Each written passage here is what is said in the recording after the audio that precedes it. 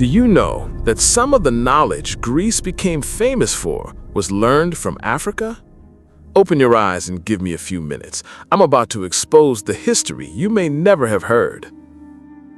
Before Rome ever rose, there was a civilization sitting quietly on the banks of the Nile River, already solving problems that would take the rest of the world thousands of years to even understand. That civilization was Egypt. And Egypt was not some foreign land floating outside of Africa. Egypt was Africa. Its people were African people, born from the soil of that continent, raised under that African sun, shaped by the Nile that fed them and the deserts that surrounded them. While other parts of the ancient world were still living in small, scattered communities, the people of the Nile Valley were already building temples that lined up perfectly with the stars. They were already measuring the flood seasons of the river with such accuracy that their calendar became one of the earliest solar calendars in the world.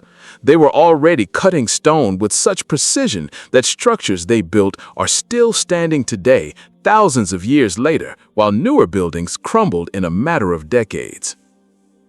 Now, here is where the story gets interesting.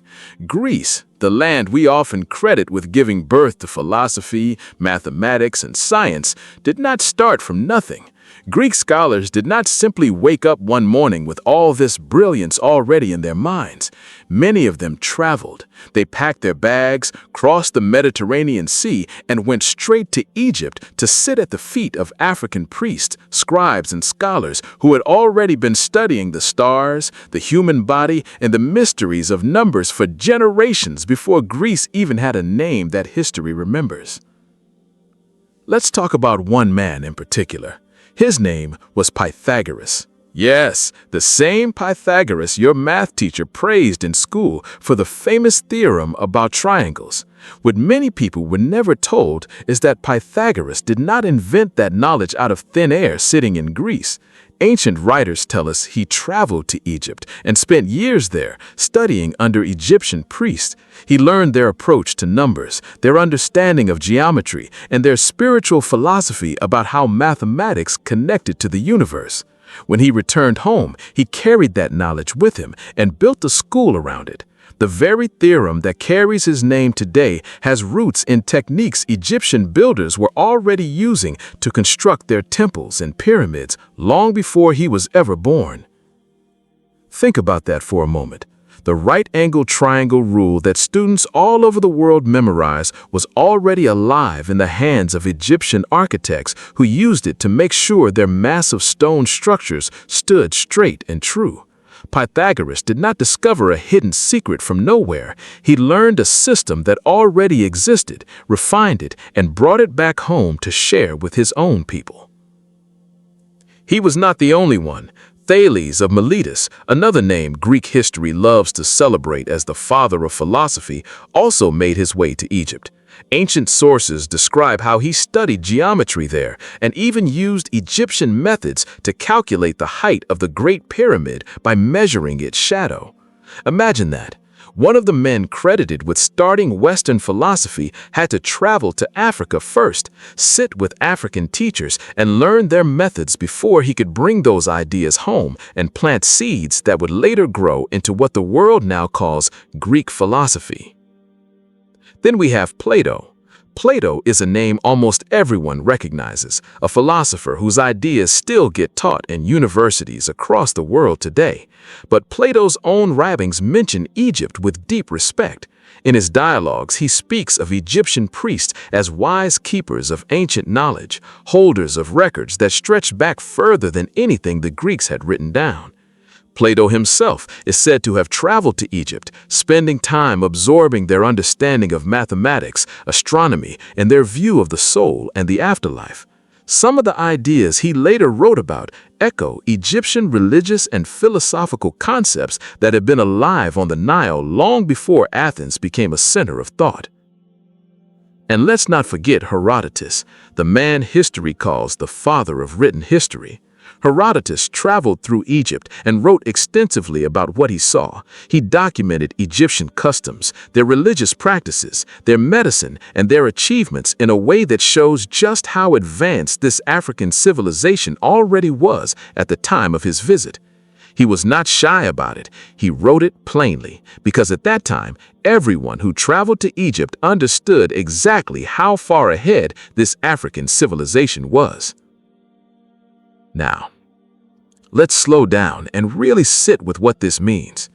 Egypt was not just a place these Greek men visited for vacation, it was a destination for serious study.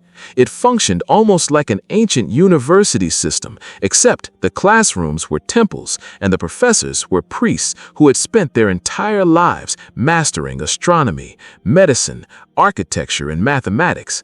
Young Greek men who wanted real knowledge knew that Athens alone could not give them what they needed. They needed Egypt. They needed Africa. Let's talk about medicine for a moment, because this part rarely gets enough attention. Long before Hippocrates became known as the father of medicine in the Western world, Egyptian doctors were already performing surgeries, setting broken bones, treating wounds, and even documenting their methods on papyrus scrolls.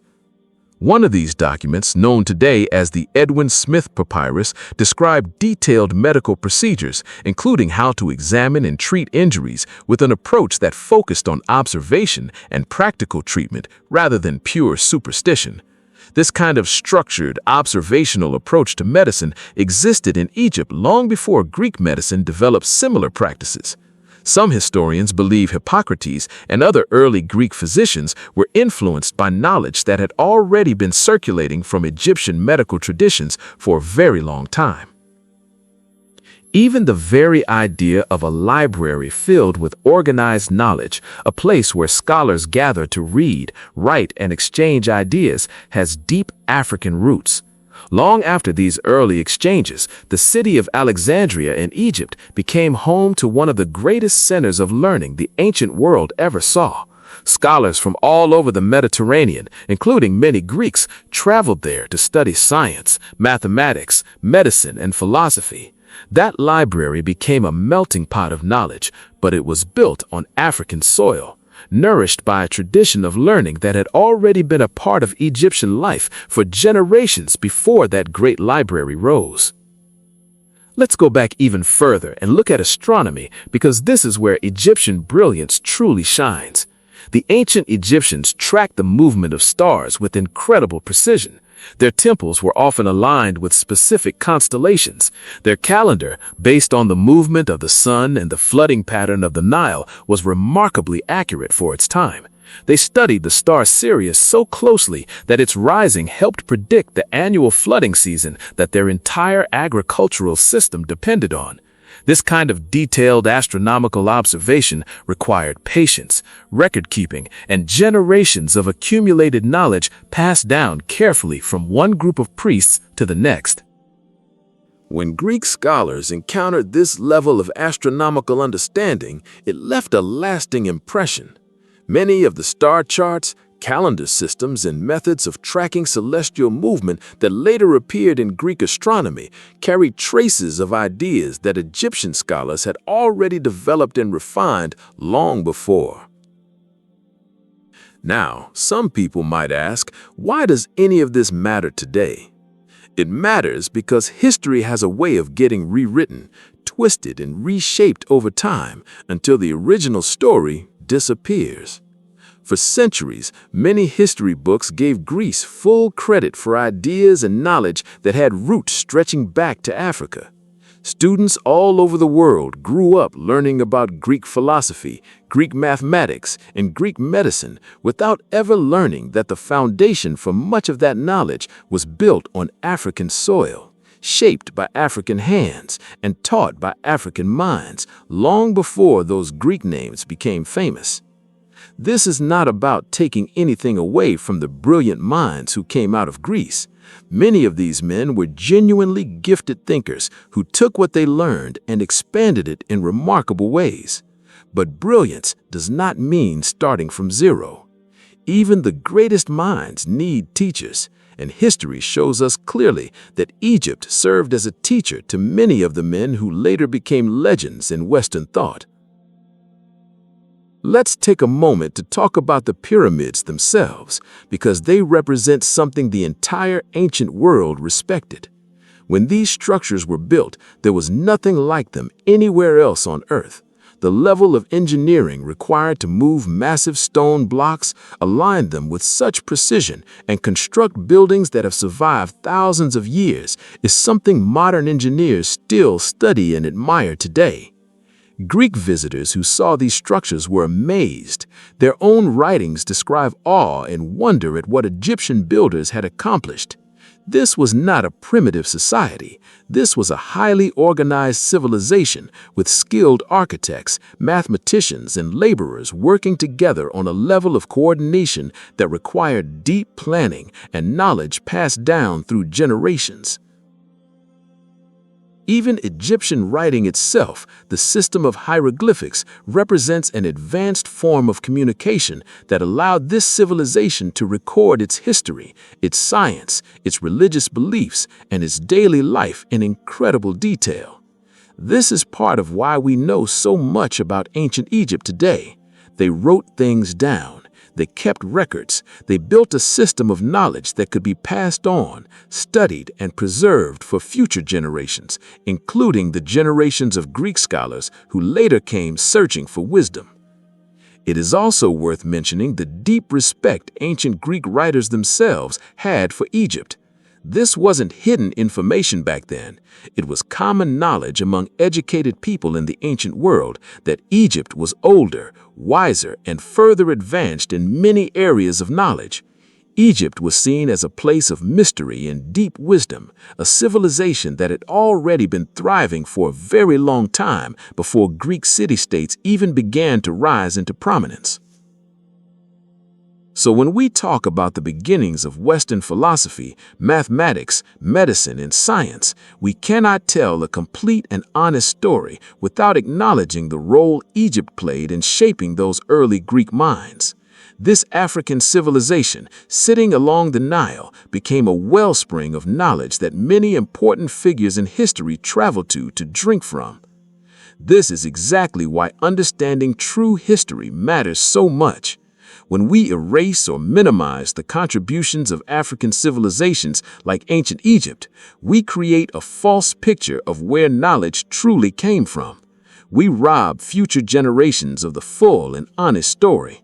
We allow people to grow up believing that great achievements in science, mathematics, and philosophy only came from one part of the world, when in reality, human knowledge has always been a shared journey built by many different peoples, cultures, and civilizations working, learning, and teaching across generations. Egypt gave the world some of its earliest lessons in mathematics, medicine, architecture, and astronomy. Greek scholars who traveled there recognized this. They respected it enough to make the journey themselves, to sit and learn, to carry that knowledge home, and to build upon it. That respect and that history deserve to be remembered clearly and honestly without being erased or forgotten. The story of Egypt teaching Greece is not folklore. It is not exaggeration. It comes from the very words written by ancient Greek historians and philosophers themselves, men who openly admitted where they gained their knowledge and who they learned it from. Herodotus wrote about it. Plato wrote about it. Ancient biographers wrote about Pythagoras and Thales making that journey to Egypt in search of wisdom. This history has always been there, sitting quietly in old texts, waiting for people to pay closer attention and tell the full story. And when you really think about it, this makes the achievements of ancient Egypt even more remarkable. This was a civilization so advanced, so rich in knowledge that people traveled across the sea just to learn from them. That is not a small thing. That is a civilization that stood as a beacon of learning in the ancient world, a place where scholars from other lands came seeking answers to their biggest questions about numbers, medicine, the stars, and the mysteries of life itself. Ancient Egypt stands as proof of what African civilizations were capable of building thousands of years ago, long before colonization, long before the modern world tried to reshape how African history gets told. The pyramids still stand today as silent witnesses to this truth. The old papyrus scrolls, carefully preserved, still hold medical knowledge that doctors study even now. The star charts and calendars still show us just how deeply these African scholars understood the sky above them. This is African history. This is world history, and it deserves to be told with the same respect and excitement that gets given to every other great civilization the world remembers. The next time someone talks about the birth of Western philosophy or the beginning of scientific thought, remember this story. Remember that some of the greatest minds Greece ever produced first had to travel to Africa, to Egypt, to sit and learn from African teachers who had already been mastering these subjects for a very long time. That is history. That is truth, and it is a story worth telling again and again until the whole world knows it the way it truly happened. If this story opened your eyes today, if it gave you something new to think about, then do me a favor. Hit that subscribe button, because there are so many more hidden stories from ancient Africa waiting to be told, stories that deserve to be heard, remembered, and shared. Stay with me on this journey, because we are just getting started, and there is so much more history waiting to be uncovered.